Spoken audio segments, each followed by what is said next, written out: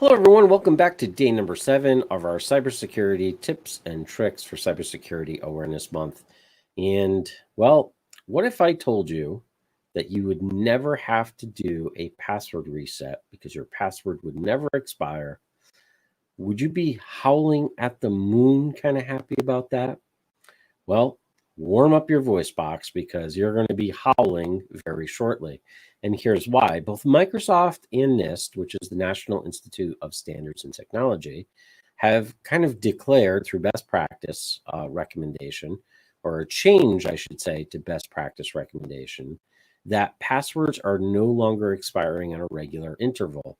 Now, there's a couple of reasons behind this that both organizations, strangely enough, kind of have in unison. And that is number one, there really doesn't seem to be a reason why one would reset their password in any type of interval because it's just not, it doesn't show to be in and of itself effective. Now, aside from that, the number two reason, and probably the more likely reason why this became a standard, is that people are very poor at doing any type of password that they have to reset constantly. So you see very bad password hygiene, if you will. And you know exactly what I'm talking about. Most people do number increments and all sorts of stuff like that just to remember, just to help themselves remember what the current password is.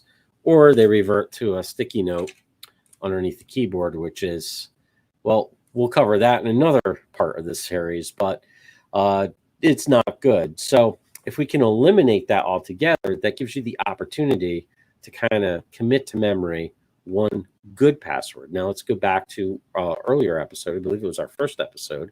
What constitutes a good password? So why don't you go back and review that and make sure that you're using a good password. The second part of this is you really should have two-factor authentication turned on. And I know I'm sounding like a broken record on this one, but anywhere where it's allowed, it should be done. Period. End of story. It should be implemented.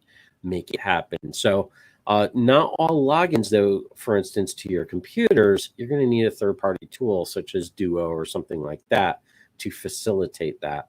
So minus that third-party tool, the other thing that you can do is just make sure that that password is very strong and that it's not reused anywhere else and that it's not written down on a sticky note or on the monitor or under the keyboard or in the top desk drawer or under the mouse pad or under that book that has 13 inches of dust on it, except for that one part where you grab the book to look at the password.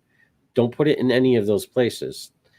Just commit it to memory because you're never going to have to change that, hopefully, again. Now, when would you change the password?